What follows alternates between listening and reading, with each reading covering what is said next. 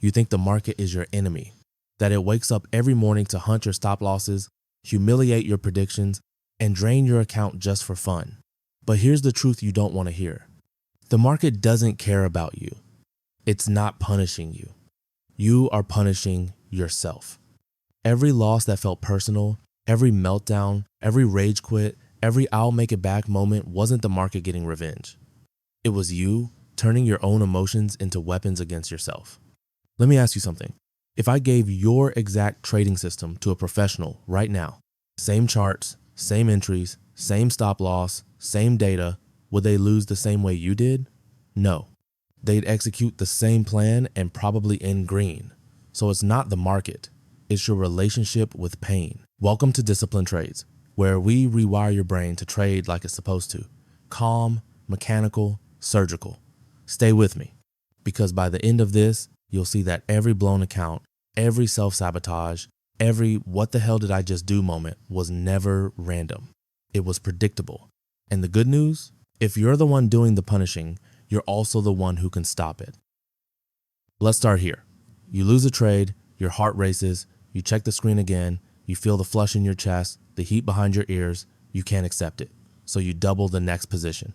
That's not revenge against the market, that's revenge against yourself. Because deep down, you're not trying to fix the loss, you're trying to erase the shame. Every trader knows this feeling, the I should have seen it spiral, the why didn't I close sooner torture, the endless postmortem where you're not analyzing the market, you're attacking yourself. This channel isn't here to motivate you. It's here to show you what's really happening in your head when you trade. Today, you'll learn 5 psychological mechanisms that make traders unconsciously punish themselves. These are the invisible scripts that run in the background, the ones that make you sabotage your wins, overtrade your losses, and repeat the same mistakes you swore you'd never make again. And by the 5th one, we'll hit the nerve that changes everything. Because that last one isn't just about trading, it's about your life. Comment below before we start, what's the most self-destructive thing you've done after a loss? No judgment, just honesty, because awareness is the first trade that actually pays. Number 1, the hidden need to be punished. Let's start with something no one admits. Some traders need to lose. Not consciously, subconsciously. Freud called it the repetition compulsion, the human drive to repeat painful experiences until we master them. But in trading, we don't master them, we relive them. You take a bad trade, you feel guilt. That guilt demands repayment. So you take another trade to make it right. But the setup isn't there. It's emotional debt repayment. And like any debt spiral, it compounds. Take trader Alex. He grew up with a father who praised him only when he succeeded. Straight A student, perfect athlete. The moment he failed, silence. Now, years later, every red candle feels like that silence again. He can't tolerate it. So he punishes himself with overtrading. The adult version of saying, see, I'm still trying, Dad. That's why he keeps losing. Not because he doesn't know how to trade, but because he's reenacting a childhood script of guilt and performance. We all have one.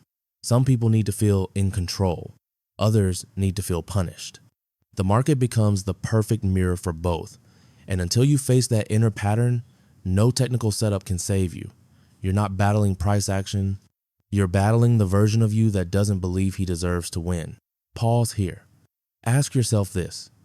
Do your biggest losses feel like accidents or like familiar pain? If they feel familiar, it's not the market teaching you. It's your subconscious reliving what it knows best. Disappointment. Number 2, the ego preservation trap. Here's where almost everyone breaks. You'd rather lose money than admit you were wrong. Let that sink in. Daniel Kahneman proved this decades ago. The pain of being wrong activates the same brain regions as physical pain, literally. Your amygdala fires, your prefrontal cortex shuts down, and your brain starts rewriting reality to protect your ego. You move the stop loss, you rationalize, you say, it'll come back. You're not managing risk anymore. You're managing self-image. That's why you hold losers and cut winners. Because realizing a loss means saying, I was wrong. And for your ego, that's death. Mark Douglas said it best. The market doesn't care about your need to be right. It only rewards your ability to align with truth. Every time you refuse to close a losing position, you're not waiting for confirmation. You're waiting for absolution. But the market doesn't forgive. It just reflects. Professionals accept small pain to avoid big pain. Amateurs avoid small pain and guarantee destruction. So next time you hear that whisper, "Don't close it yet," translate it correctly. What it's really saying is, please don't make me face the truth. That's not your intuition speaking. That's your ego begging for survival. Number 3, the cycle of self-disgust. Here's the part nobody talks about. After you blow a trade, you hate yourself. You stare at the chart, replaying every decision. You say things like, "I'm such an idiot. I always do this. I'll never make it." That's not harmless venting. That's neuroplasticity. Every time you rehearse that self-hatred, you're wiring it deeper into your brain. The circuit strengthens. The identity forms. You become the person who always messes up. It's called learned helplessness, discovered by psychologist Martin Seligman. Dogs in his experiments were shocked repeatedly until they stopped trying to escape, even when the cage door was open. Sound familiar? That's what happens when you've blown too many accounts. You stop believing escape is possible. You stop believing discipline matters.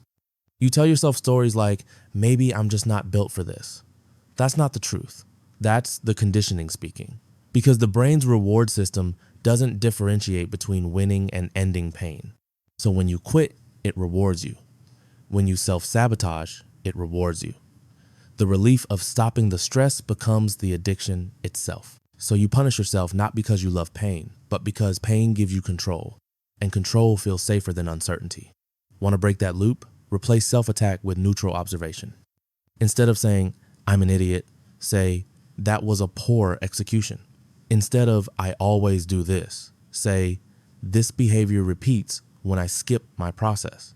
You're not softening accountability. You're redirecting it from shame to structure. Because shame doesn't build discipline, it destroys it. Number 4, the illusion of redemption. The most dangerous moment in trading isn't your biggest loss. It's the trade right after it. That one is personal, emotional, vengeful. It's the "I'll get it back" trade, and it's the graveyard of 90% of retail traders. Revenge trading is your brain trying to rewrite history. Neuroscientists at Stanford discovered that after a loss, dopamine doesn't just drop, it reverses. The brain enters a deficit state, craving restoration.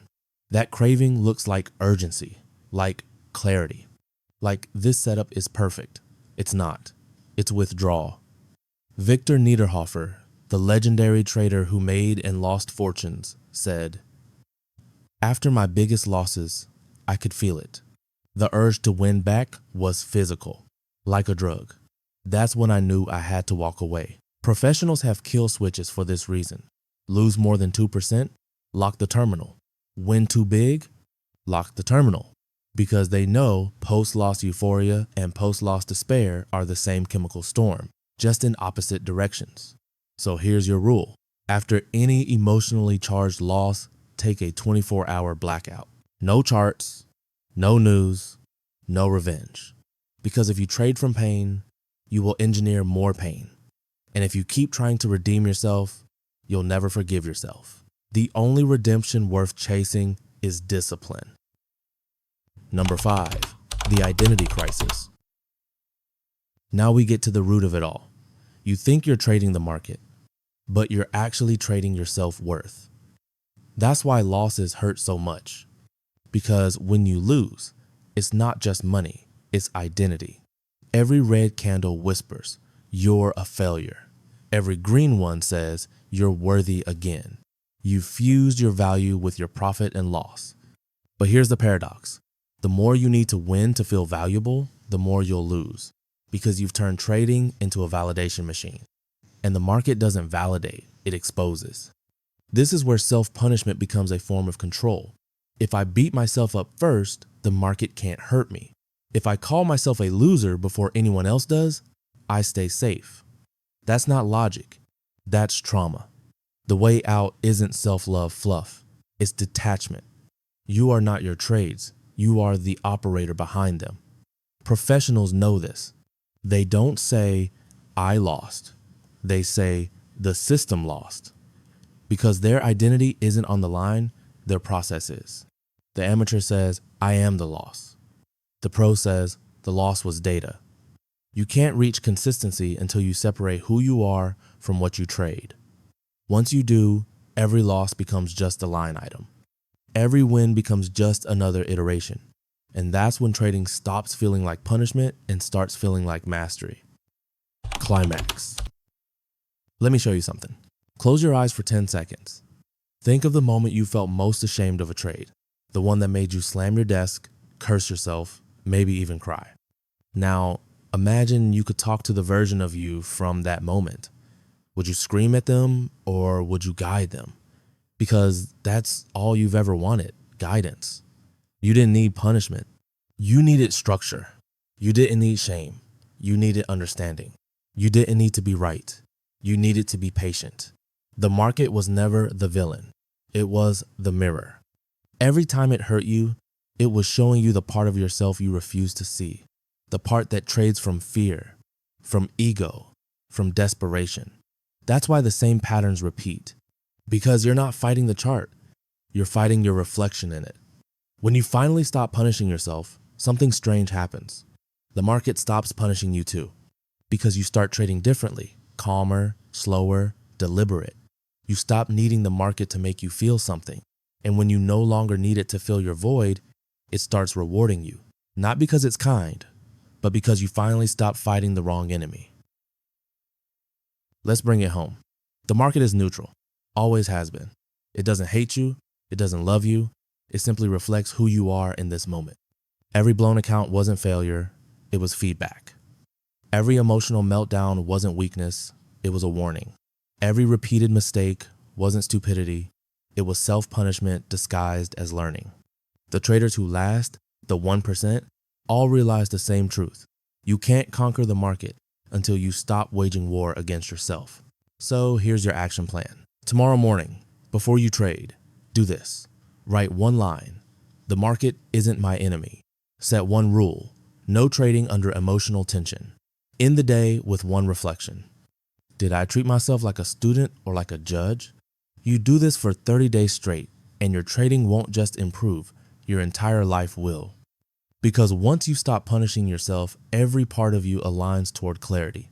Like this video if it hit you where it needed to. Subscribe if you want to build the mind that can handle money. And drop a comment with one pattern you're done repeating. This isn't about the market anymore. It's about you finally stepping out of your own way. The market isn't punishing you. It never was. You were just holding the whip the whole time.